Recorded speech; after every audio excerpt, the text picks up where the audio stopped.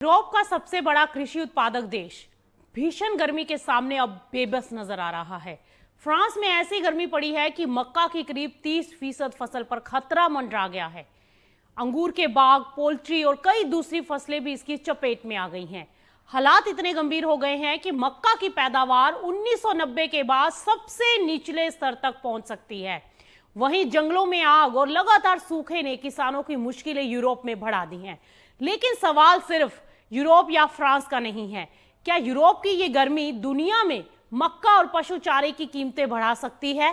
क्या इसका असर भारत समेत विदेशी कृषि बाजार पर भी पड़ेगा? आज इस रिपोर्ट में जानेंगे पूरी सच्चाई।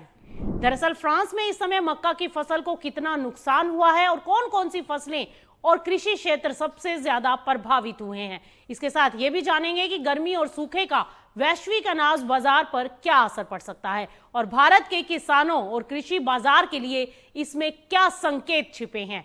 चलिए आपको बताते हैं और एंड तक वीडियो जरूर देखिएगा और पसंद आए तो इसको लाइक, शेयर और सब्सक्राइब जरूर कीजिएगा।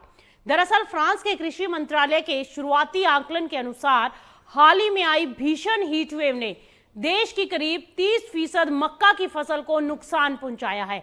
इसके अलावा लगभग 50% गाजर का उत्पादन, 60% बियर बनाने में इस्तेमाल होने वाली फसल, बड़े पैमाने पर फलों के बाग और लाखों पोल्ट्री पक्षी भी प्रभावित हो चुके हैं।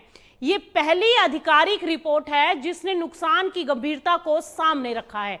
असल चिंता यह है कि फ्रांस में मक्का की स्थिति पहले से ही कमजोर थी। ईरान युद्ध के बाद फर्टिलाइजर और ईंधन की बढ़ती लागत के कारण किसानों ने इस बार मक्के का रकबा घटा दिया था। अब लगातार पड़ रही भीषण गर्मी और बारिश की कमी ने हालातों को और खराब कर दिया। जानकारों का कहना है कि यदि अगले कुछ दिनों में अच्छी बारिश नहीं हुई तो फ्रांस का मक्के का उत्पादन 1990 के बाद सबसे निचले स्तर पर पहुंच सकता है।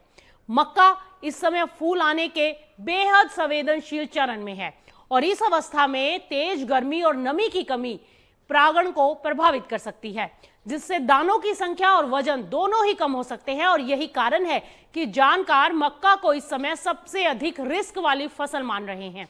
दूसरी ओर बात करें अगर गेहूं की, गेहूं जैसे कि रबी फसलों पर इसका असर मक्का से कम है।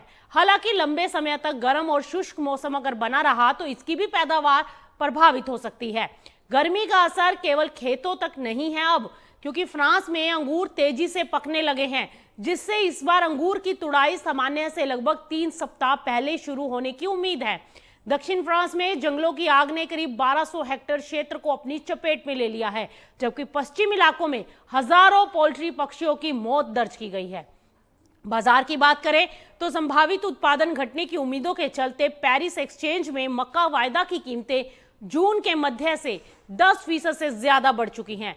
यदि फ्रांस और पश्चिम यूरोप में मौसम की स्थिति नहीं सुधरती है तो विदेशी बाजारों में मक्का की सप्लाई पर असर पड़ सकता है और इसका सीधा असर पशु चारे, डेयरी, पोल्ट्री और खाद्य उद्योग की लागत पर भी पड़ता दिखाई दे सकता है। भारत के लिए ये खबर बहुत महत्वपूर्ण है। क्यों? क्योंकि विदेशी कृषि बाजार आज पहले से ही कहीं ज्यादा जुड़ा हुआ है। यदि यूरोप में मक्का का उत्पादन घटता है तो अंतर्राष्ट्रीय कीमतों में तेजी आएगी, जिसका असर पशु चारा, पोल्ट्री उद्योग और कुछ कृषि जिन्सों के वैश्विक व्यापार पर भी दिखाई दे सकता है। यानी कि फ्रांस की ये हीट वेव केवल एक देश की मौसम संबंधी समस्या नहीं रहेगी, बल्कि विदेशी खाद्य सप्लाई और कृषि बाजार के लिए एक नई चेतावनी बनकर उभर रही है।